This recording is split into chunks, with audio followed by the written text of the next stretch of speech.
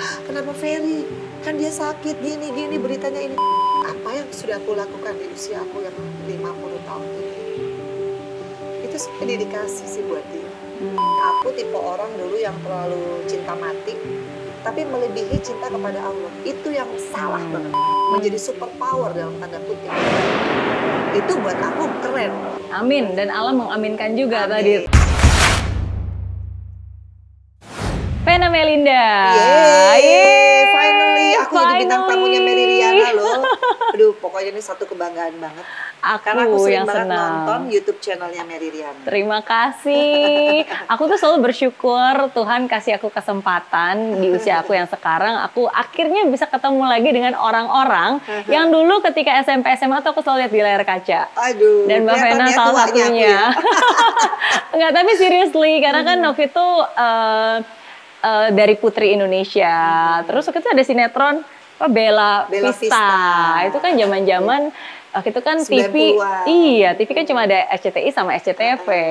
Dan itu kita tonton terus. Alhamdulillah. Jadi udah lama banget itu ya. Banget. Tahun 94.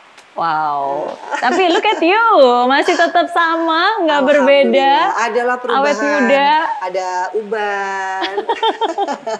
Makanya sekarang pakai hijab, alhamdulillah. Oke, iya. Nah, thank you sekali lagi udah menyempatkan dan juga membukakan pintu untuk saya bisa hadir di sini. Sekali-sekali dong. Ngundang Mary Riana tuh bisa mahal loh guys. Nah sekarang Mary Riana datang ke rumah aku. Yeay. Terima kasih. Yeay. Oke, jadi akan ada 8 pertanyaan yang akan saya tanyakan. Tapi terakhir nanti Mbak Vena boleh tanya satu pertanyaan apapun itu. Oke. Nah, jadi pertanyaan pertama simple sih. Kalau saya tahu dan melihat jejaknya Mbak Vena kan, wow, udah berkarya dari sejak usia muda. Putri Indonesia, udah gitu di layar kaca, menjadi anggota DPR juga, udah banyak karyanya, jatuh bangunnya. Dari begitu banyak hal, yang mana nih yang paling Mbak Vena banggakan? Kalau banggakan sih semua achievement aku pasti aku syukuri ya. Karena sebenarnya itu by accident. Karena aku tuh tumbuh dari orang tua yang to be married. Jadi aku tuh kecilnya tuh susah banget. Even cuma mau makan ayam aja harus nunggu Sabtu Minggu. Habis itu 1 ekor ayam dibagi 2. Jadi Sabtunya setengah ekor, dia bagi sama adik-adikku juga, Minggunya setengah ekor gitu. Jadi dari kecil tuh cita-cita aku cuma satu. Gimana caranya, karena aku suka jajan. Aku pengen punya uang yang bisa aku makan apa yang aku suka. Karena aku pernah bikin buku nih namanya Vena Melinda's Guide to Good Living. Itu ada testimoni aku karena aku suka banget sama nangka, buah nangka. Dan pada saat itu aku inget banget SD dan mamaku tuh nggak sanggup beli buah karena kan uangnya hanya cukup beli makanan pokok ya. Jadi aku tuh nyolong dari supermarket. Jadi kan ada tuh nangka yang udah dikupas gitu ya. Yang wanginya itu enak banget. Aku ambil gitu, aku buka plastik, aku makan keliling-keliling gitu. Habis itu aku lihat, ada orang buang ke tempat sampah. Dan ketahuan say. Akhirnya, Bu, anak ibu ini mencuri. Aku dijewer dari supermarket sampai ke rumah. Dan habis itu mamaku bilang, kamu ya kalau mau makan enak, kerja, cari duit dari sekarang, apa aja. Nah disitulah motivasi aku, pingin apa aja pekerjaannya, penting gue tuh punya duit untuk jajan. Karena kan waktu itu kan mama tuh umur 16 tahun, punya aku, papa tuh umur 19 tahun. Muda sekali. Udah bukan muda lagi, kayaknya pernikahan dini ya. Jadi itu yang membuat mereka tidak siap jadi parent. Jadi akhirnya aku dari kecil tuh di situasinya nggak enak sih sebenarnya. Tapi karena anak tunggal kan, jadi aku punya adik baru umur 10 tahun gitu. Jadi aku tuh berusaha jadi orang yang survive aja gitu. Dan aku punya cita-cita nggak pernah tinggi, nggak pernah mimpi jadi artis. Karena aku tahu kan gigiku tonggos. Boro-boro dulu tonggos, ini baru finish. Dulu nggak punya uang buat beli behel gitu. Boro-boro ke dokter gigi, adikku aja lahir nggak ada yang minum susu, minumnya teh. Jadi aku tuh memang jadi orang, pokoknya gue gimana caranya bisa beli makanan. Itu aja purpose of my life gitu ya. Dan tiba-tiba Allah memberikan aku kesempatan bisa jadi None Jakarta dulu kan. Kalau beauty pageant tuh None Jakarta dulu dan alhamdulillah aku menang. Kemudian next year-nya aku ikut Putri Indonesia dan itu menang 2 kategori penghargaan. ya, penghargaan. Dan habis itu langsung ke dunia sinetron. Karena di saat itulah Putri Indonesia sebagai stepping stone aku, orang mengenal. Yang tadinya dulu waktu SMP ditolakin casting, dibilang, lu nggak sadar gigi lo jelek, padahal udah naik bajai gitu, sampai meriang-meriang disco gitu kan. Astaga, iya, jadi aku banyak banget menerima yang namanya cemooh, underestimate, karena memang kan aku terbatas. Jadi ikut None aja itu bless banget aku bisa menang, karena None sebelumnya Indra Sudiro, ini aku juga selalu thank you banget buat dia. Dia tuh motivator aku karena aku nggak punya jas, nggak punya stiletto, nggak punya stocking, nggak ngerti gimana sih cara ikut beauty pageant, bahasa Inggris pas-pasan. Tapi Indira lah yang selalu bilang, Fen, nih waktu itu tahun 1992 aku inget banget. Aku kuliah di Trisakti, Indira tuh kakak kelas. Dan in that time, papa mamaku tuh baru divorce. Finally mereka divorce kan. Dan di hari itu, malam final itu, mama papa officially divorce paginya. Malamnya aku menang. Jadi aku waktu ngeliat mama papaku tara bingung. Aku harus senang apa aku harus sedih? Iya, karena happens at the same time, terjadi bersamaan. Di umurku yang 20 tahun pada saat itu, aku merasa, ih Allah tuh baik banget ya sama aku, dengan segala keterbatasan aku bisa menang. Dan di tahun berikutnya Indira lagi bilang support, pokoknya Fen lu ikut Putri Indonesia. Padahal makanya kenapa aku menang 2 kategori, karena aku hanya mimpiku, udah deh gue jadi Miss Friendship aja deh, karena modal ramah kan, gitu, gak mungkin lah mimpi jadi Putri Indonesianya. Tapi nyatanya aku bisa menang di 2 kategori itu. Jadi di situ aku bersyukur karena apa? Ternyata mama papaku cerai membuat aku tuh bangga. Jadi kalau ditanya tadi bangga di profesi yang mana, aku bangga dengan hidupku. Karena setelah aku menang None, hadiah 5 juta aku kasih mamaku, karena aku tahu mamaku tuh hamil adikku, nggak punya WC yang duduk, punya WC jongkok, kan berat tuh perutnya. Jadi aku menang tuh nggak pernah buat aku. Semua menang dari beauty pageant aku kasih ke mama supaya dia tuh bisa beli makanan buat aku dan adik-adik. Tapi disitulah rezekiku tuh nggak pernah putus. Dan aku yakin perihnya mama menjadi single mom ya, itu tuh cukup lama, sampai kerja di salon, itu buat aku gitu. Dan akhirnya aku bisa membuktikan bahwa nggak semua anak yang bercerai adalah anak-anak broken home gitu.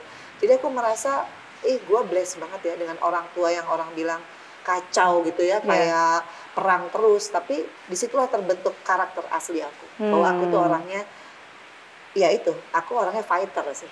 Karena buat aku, kalau bukan aku yang menolong diriku sendiri, siapa? Karena tidak ada yang di silsilah keluarga yang jadi anggota DPR, nggak ada. Tapi aku bisa switch gitu. Di saat aku ada opportunity gitu, apapun aku selalu ambil, dan aku harus bisa menjadi standarnya aja deh. Dan aku berusaha untuk itu. Gitu. Jadi kalau ditanya, di mana dari semua achievement itu, ya aku bangga terhadap hidupku dengan orang tua yang seperti itu. Tapi kalau nggak orang tua yang seperti itu, nggak mungkin aku kayak begini. Dan yang paling penting sih mama. Karena buat aku mama itu yang selalu memberikan aku dari dulu kecil. Jangan jadi perempuan yang materialistis. Jadi perempuan kamu yang harus punya pride. Jadi nilai-nilai itu yang aku selalu jalankan. Jadi rasa aku berterima kasih sama mama adalah, apa yang membuat dia ngomong sama aku, nasihat itu aku selalu camkan dan lakukan. Dan diingat dan dilakukan. Dan itulah yang ternyata aku bisa eksis di profesi manapun. Aku bisa menjadi orang yang buat aku, ya kayak memilih jodoh, aku nggak lihat siapa dia. Tapi itu menyelamatkan aku. Karena apa? Kalau kita di dunia ini berbuat yang baik, yang aku ingat adalah aku punya anak kan, 3 orang. Kalau kita berbuat baik, insya Allah nanti perbuatan baik kita dibalas juga dengan kebaikan. Amin. Jadi seperti itu. Setuju. Tapi itu satu hal yang luar biasa sih Mbak Vena, karena yang dibanggakan itu bukannya apa yang didapatkan, tapi menjadi siapakah sekarang gitu. Berdasarkan ya itu proses kehidupan prosesnya itu. Ya proses hidup yang menjadikan Mbak Vena Melinda menjadi seperti yang sekarang, justru proses itulah yang akhirnya dibanggakan. Karena proses yang tidak mudah itulah yang akhirnya membentuk kita dan membentuk seorang Vena Melinda. Setuju. Sama lah kita. Sama-sama wanita tangguh yang dibentuk dari kerasnya hidup. Tapi kita bersyukur. Karena kalau kita berarti kan terpilih. Betul. Karena kan banyak juga perempuan yang tidak menghadapi fase kehidupan yang kayak roller coaster. Betul. dia tidak akan kuat secara mental. Karena sebenarnya kalau aku melihat hidup itu adalah bukan pinter-pinteran. Hidup itu bagaimana kamu punya mental yang kuat, karena hidup itu up and down. Dan yang paling penting punya tetap jalur yang baik ya. Untuk apapun yang dilakukan, yang dipikirkan gitu. Betul. Jadi aku bersyukur juga pernah di fase menjadi politician, karena buat aku tuh panggung aku, wadah aku bisa menolong orang banyak. Jadi semua itu keniscayaan sih sebenarnya. Aku suka banget ketika Mbak Vena menyebutkan kata terpilih. Kita semua itu terpilih. Betul. Kita terpilih untuk bisa merasakan sulitnya hidup. Betul. Karena kan Tuhan bisa ngasih itu ke banyak orang loh, tapi Tuhan memilih kita untuk melalui masa sulit itu dan memaknainya. Berarti kan sebenarnya Tuhan percaya bahwa kita tuh tangguh dan kita mampu. Jadi untuk bisa berada di tempat sulit aja, ya itu sebenarnya nggak semua orang. Jadi ketika kita merasa, oh ya saya terpilih ya, berarti kita melihat ada yang baik. Dan aku suka banget pemilihan kata Mbak Vena. Berarti udah bisa jadi asistennya Meridiana ya? Kalau Meridiana lagi berhalangan, Vena Meridiana juga boleh loh. Bercanda. Boleh. Tapi Mbak Vena sendiri, kayak tadi kan bilang, Mama masih muda banget ternyata 16 tahun jadi ketika melahirkan.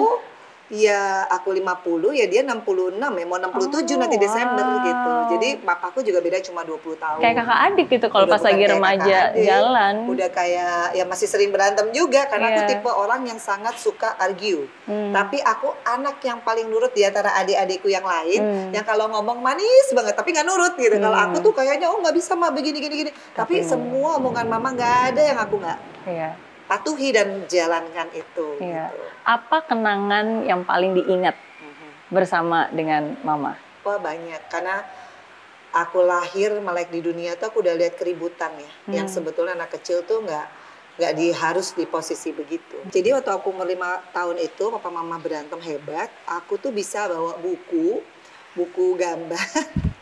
Terus udah dari satu hotel ke hotel lain, namanya juga masih muda ya, masih ya gitulah, masih belum bisa kayak memanage dirinya gitu. Jadi aku tuh dari kecil udah dewasa sebelum waktunya. Jadi masa-masa sulit di mana aku tuh harus pulang sekolah ngikutin mama kerja di salon. Terus aku tuh nggak punya babysitter ya, boro-boro yang ada aku tuh punya anjing namanya Pedro. Jadi dia tuh yang manggilin beca. Terus dia ngambilin handuk aku, dia yang bangunin aku. Terus si anjing Pedro ini. Terus segitu aku kan orangnya kan dari kecil pengen makan roti ya, suka makan roti. Dari sebelah rumah aku itu tuh rumah kakek aku ya. Jadi mama papa tinggal di rumah mertua kan gitu. Di rumah orang tua papa aku, di sebelahnya itu ada warung kelontong. Nah si Pedro tuh tahu aja kalau aku bilang Pedro aku pengen roti. Tiba-tiba dia bisa, kan Pedro tuh separuh kampung separuh herder ya, jadi tinggi gitu. Dia bisa lari tuh ya, terus dia wong gitu, gonggong gitu. Dia ambil tuh roti. Udah berapa bulan Pedro mati lah diracun sama yang punya toko. Karena ya dia nggak bayar namanya anjing kan, dia nggak bayar. Tapi di situ aku ngerasa ya ampun, aku bisa loh survive gitu ya, sekolah aman dengan seorang anjing. Dan kalau ada yang ngebully aku karena aku rambutnya pirang gitu ya, bilang Vena bule Depok gitu, aku nangis tuh Pedro loh yang jadi bodyguard. Dikejar tuh anak yang ngatain itu.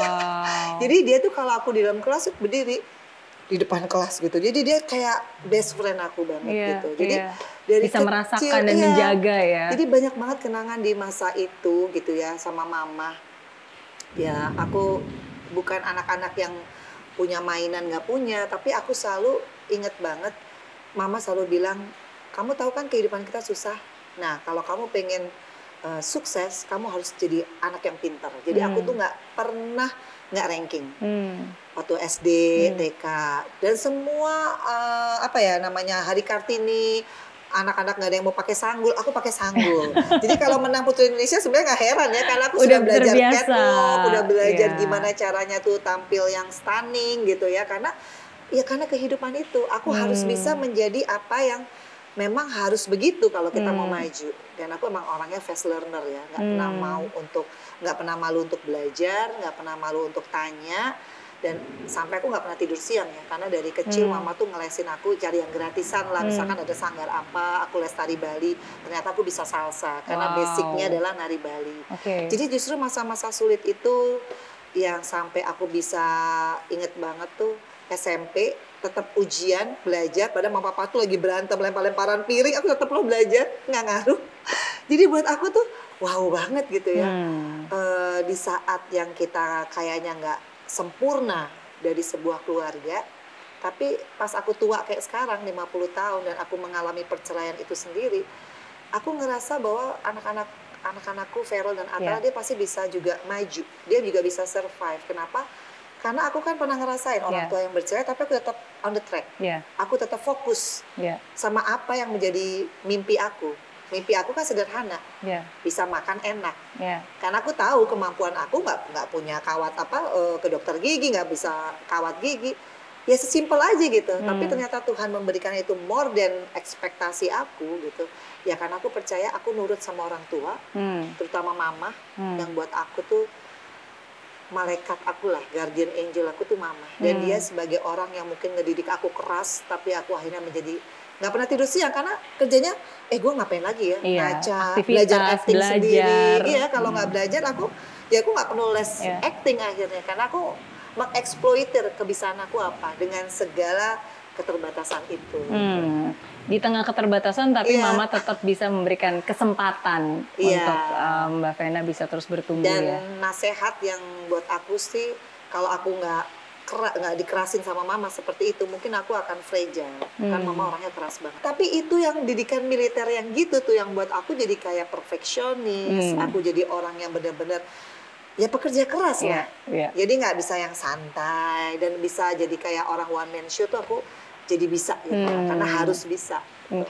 Ya kalau kita bandingin zaman kita dulu, kita kan gak gitu beda jauh ya, beda 8 tahun dan dibandingkan dengan anak-anak sekarang. Anak sekarang gak bisa digituin. Tapi ya hal-hal itu yang membuat kita jadi tangguh dan tough kan. Coba kalau sekarang itu udah langsung dibully netizen tuh.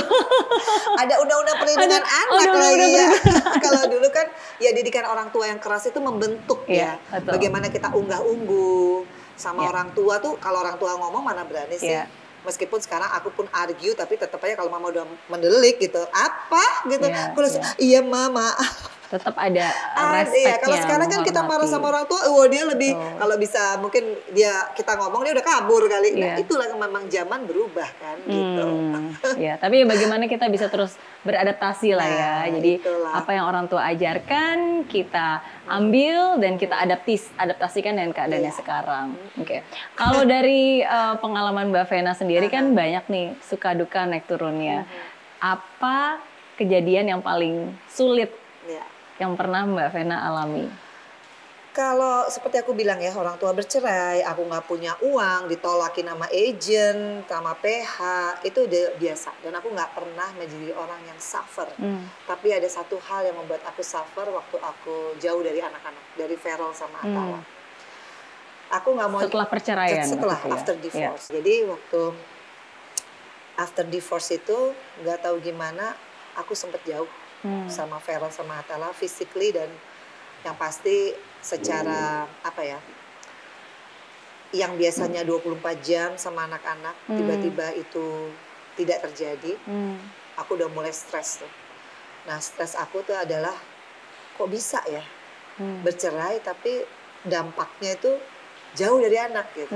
Yang mana aku tuh ngurus anak, bukan ibu yang abandon gitu. Aku ibu yang sangat nomor satu tuh anak. Bahkan aku meninggalkan dunia sinetron karena pada saat itu Atala tuh dibully sama babysitter. Aku putuskan meskipun ini menghasilkan, gue nggak mau deh gitu. Tapi pada saat itu jauh, aku tuh udah kayak orang yang nggak ada pegangan gitu. Kok bisa terjadi ya? Apa salahku gitu loh. Padahal kan bukan aku yang menginginkan perceraian. Tapi sebagai perempuan kita kan tetap punya pride. Apalagi kalau di agama Islam kalau sudah ditalak buat aku, selesai nih, ending nih udah gitu.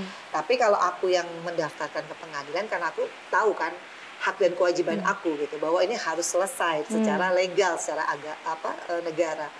Nah, tapi dampaknya kenapa anakku makin jauh? Nah, disitulah aku mulai bukan hanya depresi tapi sudah nyaris-nyaris yaitu tadi nangisnya itu sampai yang udah histeris, sampai udah mau ketawa gitu. Udah tipis banget antara ya orang bilang kayaknya udah out of mind kan. Tapi satu-satunya orang yang selalu ada di saat-saat sulit itu adalah mama. Jadi tetap makanya aku selalu bilang mama itu guardian angel karena dia yang selalu, dia bukan merangkul aku terus larut dalam kesedihan. Tapi dia selalu bilang, dia pegang kepalaku, once kamu gila, selesai. Anak nggak kembali, kamu useless, loser. Jadi ketegaran dia itu yang membuat aku, oke, aku harus ngapain. Padahal aku kurus badannya, karena nggak bisa, dan waktu itu di DPR, jadi setiap hari harus juga bisa bekerja untuk rakyat, tapi di hati ini hancur. Ya kalau mau dibilang itu sulit, itulah the hardest moment ya in my life, dimana aku kehilangan, anakku kan 2, kehilangan buah hati aku yang aku nggak pernah expect ini terjadi. Logikanya hanya kematian yang bisa memisahkan kita. Tapi itu 3 tahun ya, aku suffer dan aku mencoba untuk, kalau orang Jawa bilang tuh nyelimur. Nyelimurnya tuh aku menjadi anggota DPR yang banyak banget turun ke dapil aku, Jawa Timur 6, untuk berbagi, lebih berbagi lagi. Semua program pro rakyat pokoknya harus mereka nikmatin, harus mereka bisa akses. Sebagai pelampiasan aku. Iya, kekecewaannya disalurkan. Karena kalau aku yakin, kalau aku berbuat kebaikan, nggak mungkin Allah nggak ngebuka jalan. Dan tiba-tiba di 2016, aku lagi suffer, aku memuliakan Fania. Fania ini yang buat aku penyelamat selain mamaku. Karena bayi kecil ini yang membuat aku healing terus. Aku nggak ada lagi yang nangis sampai mau out of mind, nggak ada lagi. Karena aku belajar dari anak kecil ini always smiling sama aku. Dia dengan senyumnya dia aja, aku udah bisa healing. Dengan dia pinter sampai sekarang, dia adalah anak kecil rewel kayak tadi ya. Tapi dia baca nggak pakai ngeja. Dia bisa jalan nggak pakai ngerangkak. Jadi banyak banget anak ini anak Allah yang dikasih ke aku di tengah-tengah aku tuh painful. Begitu aku memuliakan Fania dan aku bawa dari rumah sakit, di situlah tiba-tiba Feral sama Atala memutuskan tinggal sama aku lagi. Semudah itu. Tapi untuk menuju ke situ, aku nggak bisa ngebayangin kalau Allah nggak kasih Fania. Misalkan aku dikasih jodoh dulu. Belum tentu aku akan di healing seperti itu. Dan banyak hal yang aku belajar dari bayi kecil, fisiknya kecil tapi kekuatannya luar biasa. Contohnya, dia nggak pernah kayak nggak bersyukur. Sementara aku masih ada orang tua, meskipun ya divorce, tapi mereka masih ada dan tidak pernah menyia-nyiakan aku. Tapi Fania, dia ya gimana sih, kayak obat buat aku. Senyumnya dia, ketawanya dia, pinternya dia, buat aku semangat hidup kan. Dan tiba-tiba yang aku dari dulu pengen punya anak perempuan, punya suami aja nggak bisa. Tapi di saat nggak punya suami, Allah kasih Fania sebagai bonus. Anak kembali sesimpel itu. Padahal aku udah berjuang kemana, ke institusi mana, itu nggak ada jalan. Tapi di saat aku memuliakan anak seperti Fania, di situ mulai terbuka. Apa yang membuat Mbak Vena tergerak untuk memuliakan Fania? Dalam arti berarti mengambil sebagai anak ya. Padahal legal kan, secara legal. Soalnya kan ketika seseorang sudah bercerai, apalagi udah punya anak, ketika kita mengambil anak satu lagi kan nggak mudah. Apalagi kalau misalnya memang ada keinginan untuk menikah lagi, itu kan sebenarnya apa ya, bawaan dalam tanda kutip. Ya, percaya nggak percaya karena Allah melindungi aku. Jadi 2013 bercerai, 3 tahun suffer, 2016 aku ketemu Fania, yang which is aku dari awal melihat dia sebagai anak yang prematur kan lahirnya. Dan dia kan sebetulnya hampir lewat gara-gara kurang cepat dibawa ke rumah sakit. Jadi kalau waktu aku dengar dari polisinya, karena di penelantaran kan memang pidana, jadi nggak bisa kita jenguk biasa, nggak bisa. Kita harus berhubungan dengan Polsek waktu itu. Polseknya tahu aku anggota DPR, justru dia memberikan aku insight. Gimana nih kalau ada anak istilahnya di abandon gitu ya, dan keadaan dia tuh prematur. Apa sih SOP? Kan mestinya dibawa dulu ke rumah sakit dan lain sebagainya. Tapi tiba-tiba pas aku ngelihat dia setelah aku bayar di inkubator, terus kemudian dia ngeliat ke aku, di situ aku yakin, karena ada bisikan, ambil nih anak ini. Sama seperti aku waktu, gimana aku tahu tentang Fania? Bukan aku yang menemukan gitu. Karena aku baru bangun tidur 4:30, waktu itu masih jauh dari anak, aku baca artikel, ada tulisan telah ditemukan bayi perempuan di masjid. Di situ aku antara baru bangun, tapi ada yang bisikin lagi, cari anak ini. Padahal begitu banyak berita tentang anak yang bayi yang di-abandon gitu. Betul. Tapi aku nggak ada rasa bagaimana ini. Jadi ini udah jalannya Tuhan untuk menyelesaikan permasalahan aku yang bisa jauh dari anak. Padahal aku udah usaha secara manusia. Kau bilang tadi kan ke institusi mana mau cari keadilan dan lain sebagainya. Ternyata sesimpel itu Allah menyelesaikan. Plus anak perempuan yang kamu mau. Wow. Karena sebelum divorce aku tuh keguguran, anak laki tapi. Bagaimana mungkin aku bisa punya anak perempuan di usiaku sudah 44 tahun. Suami juga nggak punya. Tapi disitulah keniscayaan. Makanya aku kalau bilang the hardest moment in my life adalah berpisah dari anak-anak. Dan ternyata aku dikasih malaikat kecil yang namanya Fania Atabina untuk menjadi obat aku. Sampai aku kuat secara mentally, secara aku pola pikir akhirnya berubah. Aku tidak lagi menjadi manusia yang obses, akhirnya menjadi kemerungsung. Boleh aku punya mimpi, tapi aku udah lebih banyak, ya Allah, ini jalannya nggak sih? Kita lebih banyak sekarang berkomunikasi sama Allah. Ini bagus nggak? Dan nggak pernah lagi yang namanya, ya itu tadi, kan dulu kan mungkin, wah nggak jadi DPR, gue kerja apa nih? Atau post power syndrome, nggak ada. Jadi aku mulai jadi YouTuber juga nggak apa-apa, karena aku merasa hidup ini udah banyak blessnya. Lebih daripada uang, karena aku udah nggak lagi ngukur uang itu sebagai satu-satunya level kita di dunia, bukan itu. Setuju. Makanya kan kenapa aku bikin YouTube channel, aku pengen orang itu nggak ada kok yang terpuruk, yang bikin terpuruk kayak pikiran kita sendiri. Betul. Karena orang itu dengan dia diselamatkan Allah, dia tidak tergelincir dalam hal-hal yang menjerumuskan dia, kayak aku di politik. Bisa aja kalau Allah nggak menyelamatkan aku kena kasus, meskipun aku jujur ya. Tapi yang namanya naas kan bisa aja. Bad luck gitu, bisa terjadi sama semua orang. Kalau kita tidak fokus bahwa ini gue masih sehat, gue mau melakukan yang baik. Nah, Allah kan tahu, Allah kan lihat. Oke, karena lo pengen melakukan yang baik, apalagi dengan memuliakan Fania, artinya aku bermanfaat dong buat hidup dan sampai dia besar.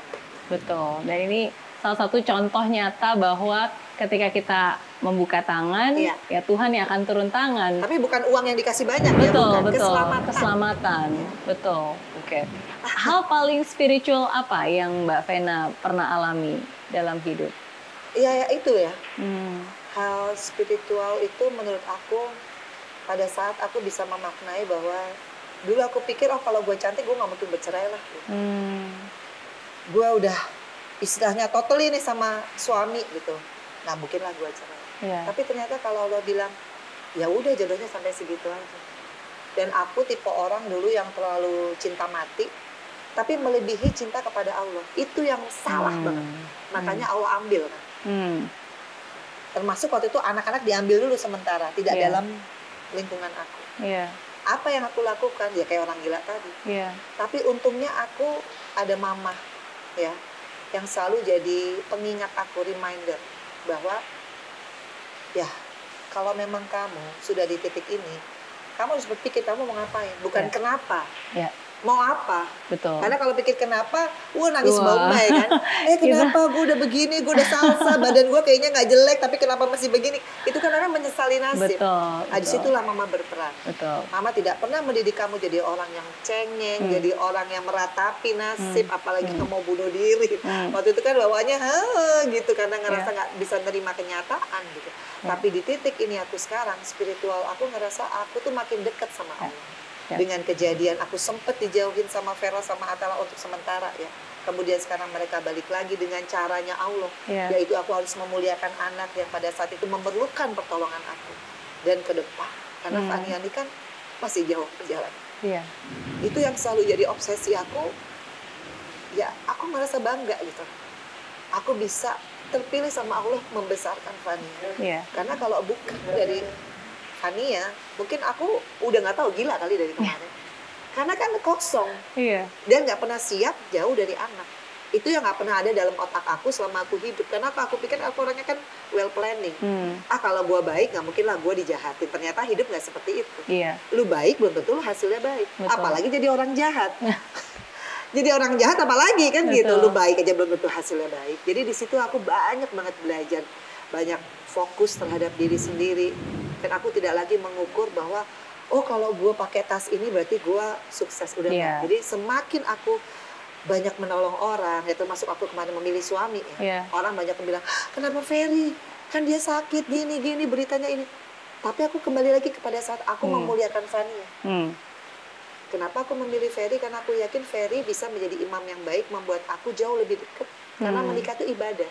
Kalau aku punya suami yang bisa jadi imam, insya Allah aku tidak lagi yang namanya, kejar dunia. Tapi kita sama-sama menikah ini untuk istiqomah di jalan Allah. Setuju. Jadi cari teman ibadah sebenarnya. Bukan cari teman untuk kaya. Kaya itu kan datang. Setuju. Kaya itu akan datang, tapi bukan ukuran orang kaya yang gimana ya. Buat aku kaya ya anakku Verol sama Atala bisa mandiri, nggak ngerepotin aku juga selamat dunia akhirat.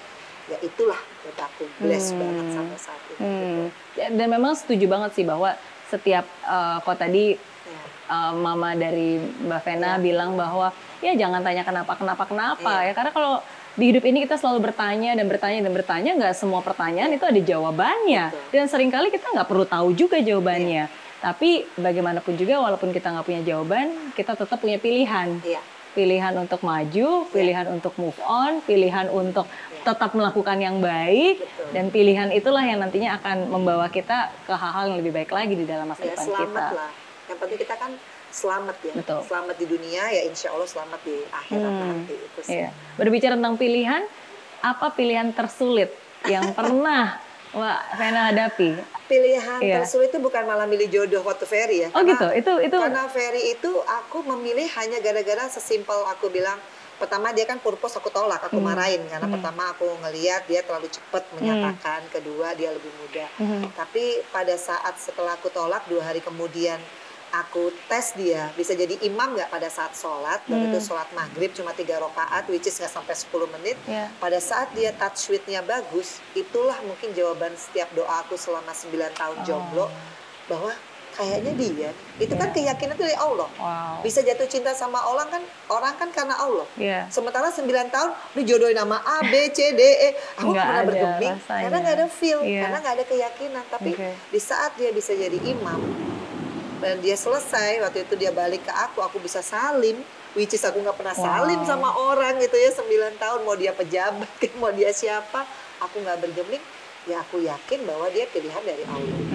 Nah kalau ditanya pilihan tersulit, pada saat waktu aku memutuskan ya, waktu habis ditalak itu, aku memikirkan, kalau aku pertahankan, waduh, kayaknya sebagai perempuan kok nggak ada pride ya, karena sudah diselesaikan.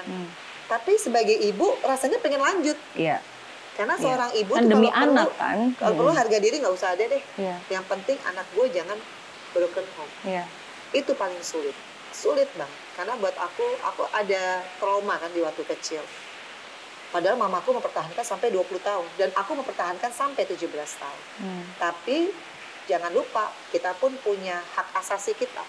Bahwa kita perempuan, dan di agamaku kalau memang sudah ditalak, buat aku ya berarti dia sudah tidak ingin melanjutkan. Meskipun di hati kecilku anak-anak saya gimana, tapi yakinlah ini adalah sudah final. Dan kamu sadarlah bahwa sebagai perempuan yang kamu bisa hargai adalah dirimu sendiri. Jadi kalau kamu tidak punya harga diri, anak itu kan dilindungin Allah. Kenapa lu sibuk lu mau jadi hero? Tapi lo kan berkorban demi anak ya. Itu kan salah pemikiran. Jadi itu memang perang batin yang buat aku luar biasa karena terlalu cinta sama anak. Dan kesimpulannya tidak boleh terlalu cinta sama makhluk. Even though anak. Kamu boleh terlalu cinta hanya kepada Sang Pencipta. Jadi banyak banget pengalaman aku dari kecil sampai saat ini mendewasakan aku tentang apa sih tujuan berhidup. Ternyata tujuan hidup hanya Allah ingin pada saat saya lihat ada di dunia tuh kamu berbuat apa aja sih. Dan kamu kalau susah deketnya ke siapa, mintanya ke siapa, dan kalau senang juga mintanya ke siapa. Fokus aja. Nah jadi pengalaman semua yang aku ceritain, ternyata memang paling enak kalau hanya nanya sama Allah. Baik soal jodoh, soal anak, dan sekarang aku nggak pernah lagi ngerasa, oh anakku kok nggak pernah ya nelpon aku. Hanya tinggal bilang, ya Allah aku kangen deh sama Vero Amatala. Nggak lama kemudian mama ayo jalan-jalan. Sesimpel itu, tapi perjalanan untuk kita ngerti, muter-muter dulu. Karena biasa kita manusia ego kan. Iya, oh kita kalau inginnya anak gue, semua iya anak gue nggak boleh kemana-mana. Anak Iya. punya gue, kata siapa anak punya lo kan Iya. gitu. Anak itu kepunyaan Allah. Nah memang memaknai semua peristiwa itu memang aku harus ditempa dulu gitu. Sampai sekarang aku alhamdulillah ya, mau jadi apa aja aku bangga. Nggak jadi DPR aku juga bangga. Kalaupun nanti aku kembali lagi di 2024, karena ada banyak banget PR yang buat aku ya, kalau memang ada jalannya, kenapa nggak aku berjuang? Yang penting untuk masyarakat, bukan untuk memperkaya diri atau mungkin karena pengen gila jabatan. Karena aku udah ngalamin nggak jadi pejabat, aku survive dan aku happy apapun profesi. Dan bisa menyuarakan suara wanita juga kan platform ada banyak. Nggak harus jadi DPR, kita bisa memperjuangkan melalui YouTube juga kayak Mary kan. Bisa memotivasi orang nggak jadi useless, nggak jadi loser. Gitu. Asumsi tersalah apa yang orang pernah berpikir tentang seorang Vena Melinda? Iya, jadi dulu after divorce aku tidak seperti ini ya guys, tidak berhijab, masih pakai baju Vena Melinda yang dulu yang ketat. Jadi waktu itu pernah di fase yang jelek banget ya pemberitaan aku pada saat divorce gitu. Dan cara mengembalikannya aku juga bingung. Karena buat aku kalau berhijab itu karena dari hati, bukan karena pengen pencitraan. Finally kenapa aku berhijab? Karena pas pandemi aku banyak waktu merenung. Dan waktu itu pernah ada waktu aku tidak ngomong sama Vero. Di situ aku kayak sedih banget. Dan aku waktu curhat sama Marini Zumanis, kenapa ya kok anakku belum buka puasa di tempat aku, kok buka puasa di Marini? Hanya satu kata Marini bilang, iya kita nggak bisa merubah orang, even anak sendiri. Yang bisa kita rubah adalah diri kita sendiri. Di situ aku pikir, kenapa harus berhijab? Padahal aku sudah nggak pacaran, karena nggak pengen ada dosa. Tapi yang belum aku rubah adalah packaging. Nah setelah aku rubah packaging, semua berubah. Dari orang yang mau isengin aku, orang yang playboy dan lain sebagainya, yang mau cuma iseng, itu menjauh. Kenapa? Aku menghargai diriku sendiri. Aku bisa menjaga diriku sendiri dengan ya pakaianku. Nah banyak orang berasumsi salah bahwa oh kalau pakaian ini ya bener lah gosipnya dia begini gitu kan.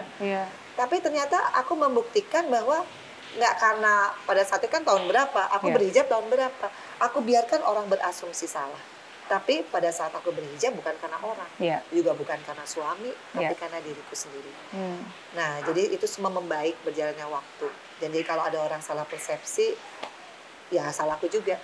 Karena mestinya lebih sensitif di saat sudah seperti itu keadaannya. Aku nggak boleh cuek. Tapi waktu itu aku, makin gue diginiin, makin gue buat, makin ketat nih pakaian. Ya itulah, belum dewasa di saat itu karena banyak dendam. Sekarang alhamdulillah sudah mulai, buat apa sih ada dendam? Kalaupun dulu saya pernah dijahatin, itu bukan PR kita. PR kita kalau kita yang jahatin orang. Tapi kalau orang jahatin, PR dia sendiri. Itu urusan dia. Tapi PR kita kalau kita jadi dari baik, jadi jahat, itu PR banget. Dan sekarang aku mencoba untuk, kalau ada pikiran kesel sedikit kan bawaannya dendam ya. Aku udah nggak mau. Enggak. Makanya aku sukanya apa? Aku sukanya menjadi host. Udah bikin YouTube channel meskipun dari 0 subscriber guys. Sekarang udah berapa ratus ribu loh. Ya lumayan. Karena lagi menuju 1 juta. Masih jauh ya. Tapi ya menuju. Ya pokoknya aku bangga lah punya platform untuk bisa aku berekspresi dan sharing kan. Ya memang dibutuhkan kebesaran hati untuk kita bisa terus berproses ya. Sometimes kan kadang-kadang saya yakin pasti ada keinginan untuk membenarkan, nggak kayak gitu kan. Sibuk gitu ya. Tapi ya daripada kita sibuk membalas dalam arti membenarkan nggak kayak gini, harusnya kayak gini ya, lebih baik waktunya dipakai untuk berbuat lebih banyak kebaikan aja. Bukan dipakai untuk membenarkan dan menjelaskan atau kepada mereka atau membela diri. Pertanyaan ke-7, kalau Mbak Vena bisa punya superpower, pengennya punya superpower apa dan kenapa? Kalau aku sih ngerasa superpower itu adalah bagaimana kita bisa, hidup kan cuma sebentar. Aku ngerasa superpower aku waktu aku bisa jadi DPR RI.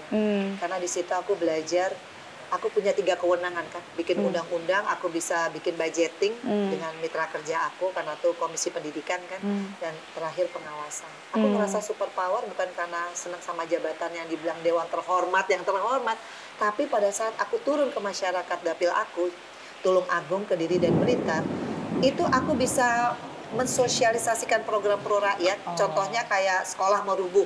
Mereka tuh kan nggak punya internet, nggak punya komputer. Gimana mereka tahu websitenya Kemendikbud misalkan? Oh, ini ada loh kartu Indonesia Pintar. Nah itu kan kalau nggak anggota, kalau nggak anggota DPR RI yang turun langsung jemput bola, sosialisasiin, dan habis itu kalau mereka bisa akses, kita lihat lagi seberapa perubahannya.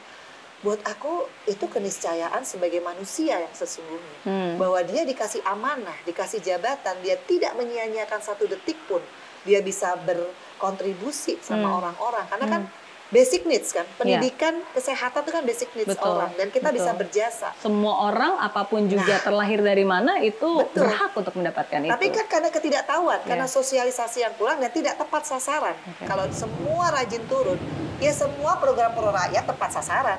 Bukan karena lo anaknya kepala sekolah. Nah, itu yang aku rasakan 10 tahun jadi anggota DPR. Betapa super powernya jabatan ini kalau kita gunakan dengan sebaik-baiknya. Dan aku akhirnya menyimpulkan, kenapa aku bisa dipilih sama Allah menjaga Fania. Kenapa Vero bisa sukses. Kenapa Atala waktu kemarin dibegal persekian detik ini yang namanya linggis sudah di sini, tiba-tiba ada orang lewat pada subuh nahan tuh begal.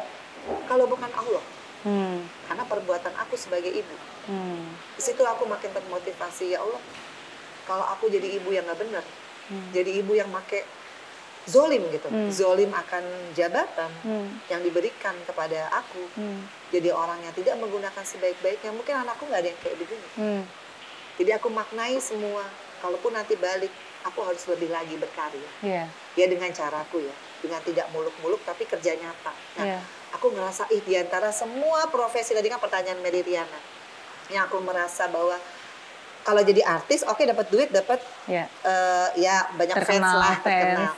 Tapi kalau jadi anggota DPR RI yang amanah, bukan hanya dia bisa menolong orang, bermanfaat, tapi dia didoakan. Didoakan itu kan bukan doain aku aja. Aku kan punya anak, ya nurun lah semuanya. Itulah legacy. Makanya aku suka dengan pekerjaan ini. Dari yang aku benci sama politik, tapi ternyata aku punya caraku sendiri untuk berjuang, menjadi super power dalam tanda kutip. Itu buat aku keren. Dan itulah mudah-mudahan jadi tujuan akhir aku kalau memang Allah berkehendak. Aku pengen deh jadi orang yang selalu bikin orang itu jadi sejahtera dengan kemampuan kita ya. Itu sih yang aku. Amin, dan Allah mengaminkan juga tadi itu. Langsung juga. Iya, pernah nggak sih kepikir jangan hanya di DPR tapi eksekutif? Jadi waktu aku di DPR di dapil aku, karena aku rajin turun banget, sampai semua masyarakat itu mengusung aku jadi dari Bupati Blitar, Bupati Tulung Agung, Bupati Kediri, dan memang alhamdulillah survei aku selalu ada di atas karena memang rajin turun. Tanpa money politics ya, tanpa juga black campaign. Alhamdulillah aku belum siap karena buat aku harus belajar. Aku kan waktu itu S1 ya, Trisakti Manajemen. Buat aku harus belajar lagi kalau jadi eksekutif untuk tata pemerintahan. Karena nggak mungkin aku hanya berdasarkan pencitraan bagus, kerja bagus, tapi tidak lagi di-upgrade otak aku. Jadi aku menolak waktu itu pada masuk bursa berkali-kali, bukan karena apa-apa, karena aku harus belajar lagi. Jadi buat aku parlemen masih jadi platform aku untuk berjuang bagi masyarakat. Eksekutif mungkin setelah aku S2 atau S3 aku baru siap. Gitu.